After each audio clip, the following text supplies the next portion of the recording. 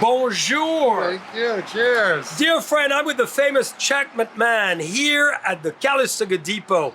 The depot was founded in 1868 by Sam Brannan, one of the most amazing, creative, and entrepreneur of all the 19th century. Another great entrepreneur, Chuck McMinn. Oh, thank you, Jeff. Another phenomenal icon of the California state. Well, we're at a great place. We're the Vine Trail, our 47-mile trail through the Napa Valley, touches the main drag in Calistoga, Lincoln Avenue. And it's fitting that we're right here by the depot that John Charles has rehabilitated and brought back to its splendor, because the route of the Vine Trail, as we'll see in a moment, goes right down the old railroad right away from here 2 miles down to Dunawheel Lane before it veers off and goes down along Highway 29 all the way to St. Helena. That project is being built right now, and it'll be open for you to come and visit by the end of this year, 2023. So come and bike with Chuck and I. We're going to have a lot of fun, and we can end at the depot and have with rosé. you. Voila. So come with us. We're going to show you how it looks like.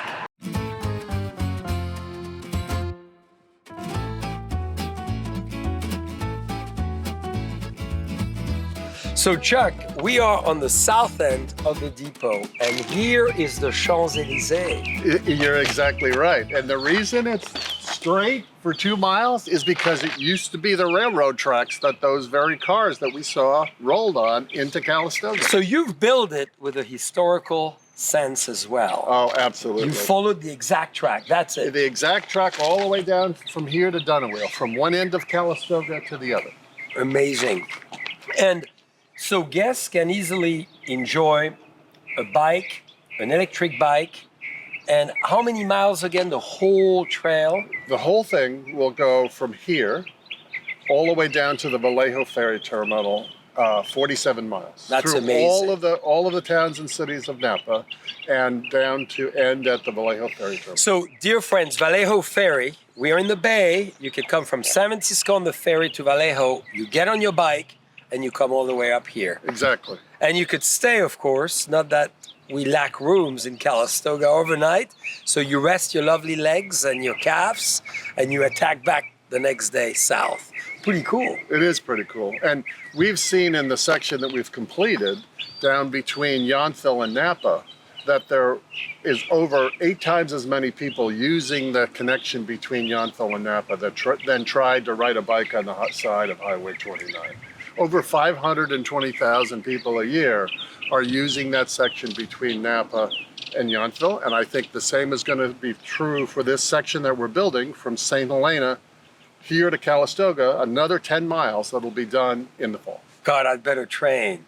I want those legs to look good in a matter of 6 months. Electric bike makes up for a lot of sins. Hey, did you shave your legs in order to go faster? No, I'm not a big bike rider. I'm a walker and a runner. Used to be a runner. Now only a walker because of my knees.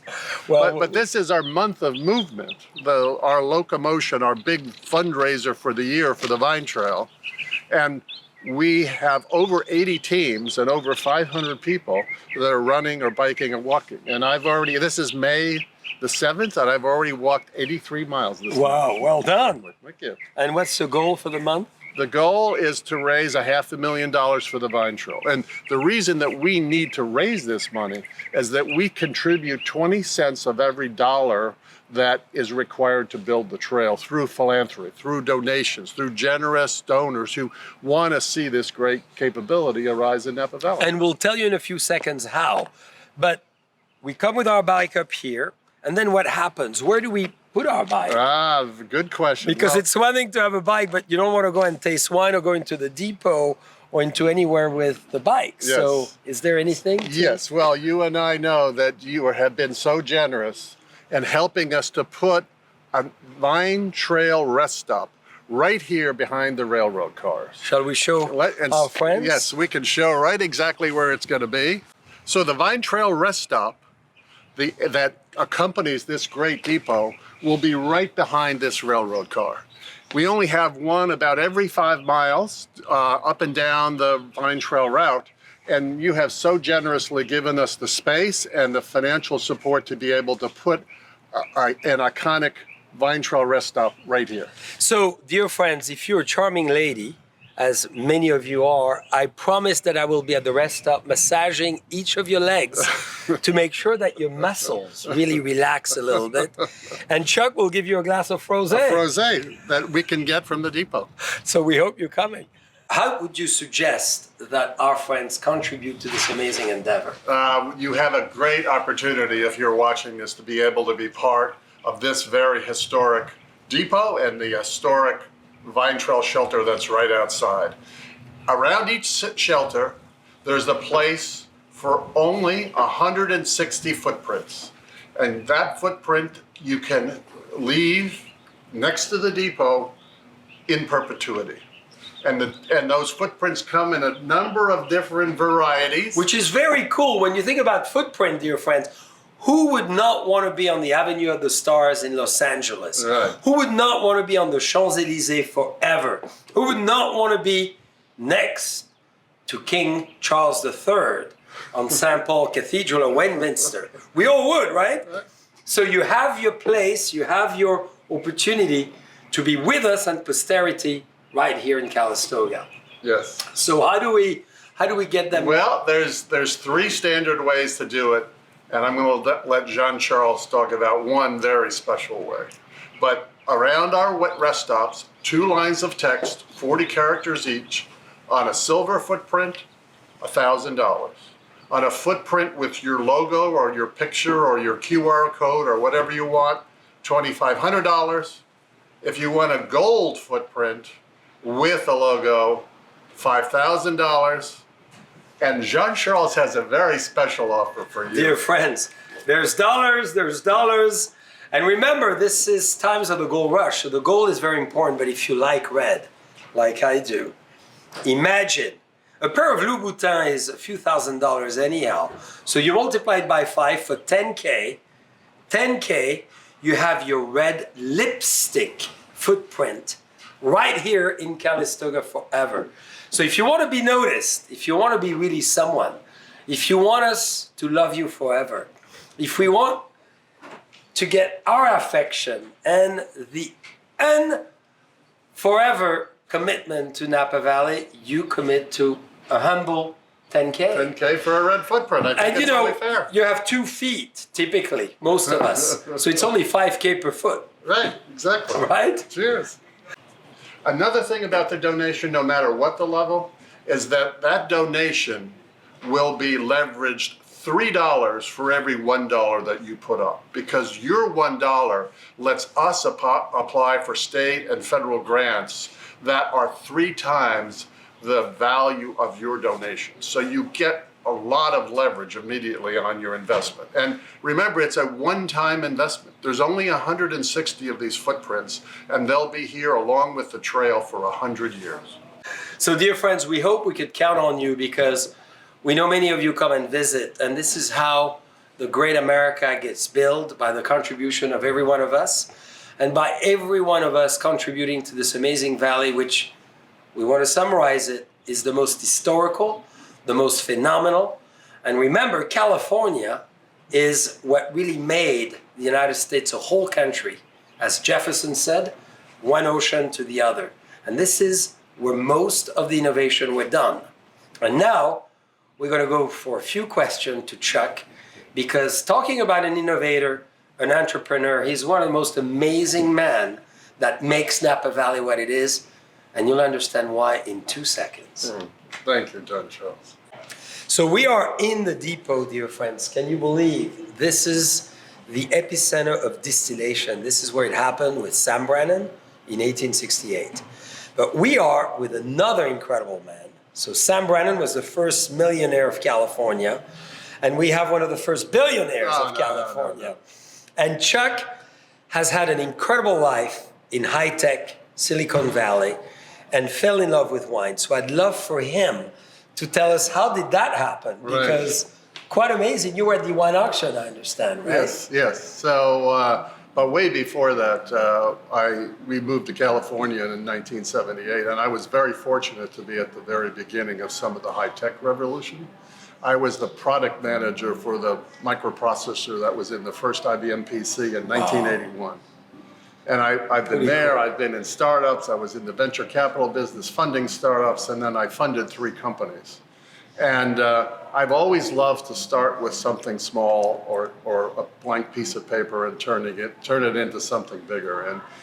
But after doing that for 25 years, I was looking for something else. And quite serendipitously, we came to the wine auction in 1999 because one of the first investors, outside investors in a company I started, after the company went public, invited us up here to the wine auction, and I fell in love with the people, the winemakers, the winery owners, and we said, we've got to have a weekend house up here.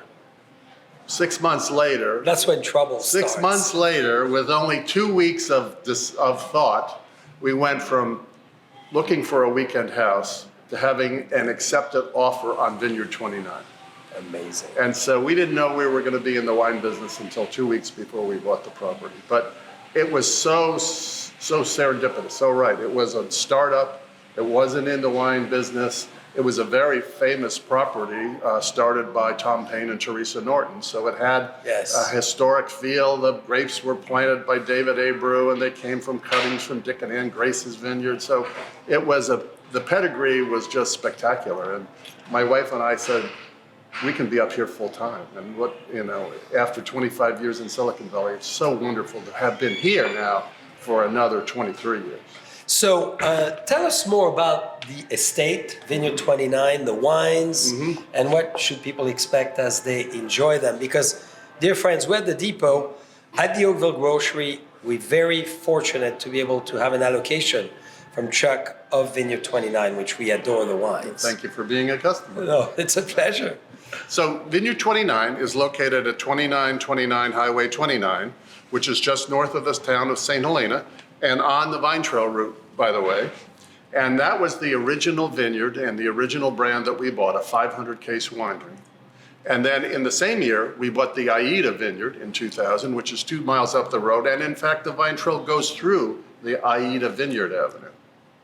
And since then, we have added 3 more actually properties. Our neighbor to the south at 2929. Yes. A property on Railroad Avenue in St. Helena, and a property on Zinfandel Lane in St. Helena. And what they all have in common is they're all within the St. Helena appellation. That's wonderful. We just love the St. Helena appellation and have concentrated in trying to make the best possible wines we can from grapes that are within the St. Helena appellation. So we love St. Helena as well, naturally. Yes. Why is St. Helena so unique to you? Yes. So to me, one of the unique things about St. Helena, and especially where we are, just a little bit north of Deer Park Road, is it's at the point in the Napa Valley that's the narrowest. It's only about a half a mile across between the mountains on either side. And that makes for a very unique microclimate with a lot of evening cool down, a lot of wind motion. But we're far enough up in the valley that we get that intense sun every day that allows Bordeaux varietals to ripen well. Very interesting. And your vineyard is very close to Calistoga when you think about it. The Aida Estate Vineyard is near Big Tree. Yes. One road farther north is Bale Lane. That's the end of the St. Helena appellation. So it is within 5 miles of here, 6 miles. That's fantastic. So Chuck, from what I understand, you've been with your beautiful wife for some years. But I think you have a great expression after 47 years. What do you say? Yeah, so my wife and I love each other, and we've been together for 47, and we're just talking about parents and who have been together even longer. And when people ask how do you survive 47 years, I just say basically we both didn't want a divorce at the same time. You're going to go through ups and downs, but you work through them, and it couldn't be better. And I like it. Chuck is looking around to all those young people who really believe everything is rosy, like our frosé. Right, exactly. Well, Chuck, congratulations. It takes really people like you, incredible, talented entrepreneurs where, no limits are being ever seen in the horizon and always achieved beyond, to further building and crafting this amazing valley. and to allowing us to walk, to jog, to bike, and to peacefully do 47 miles. Oh, thank you. This is probably the only place in the world that it exists, isn't it?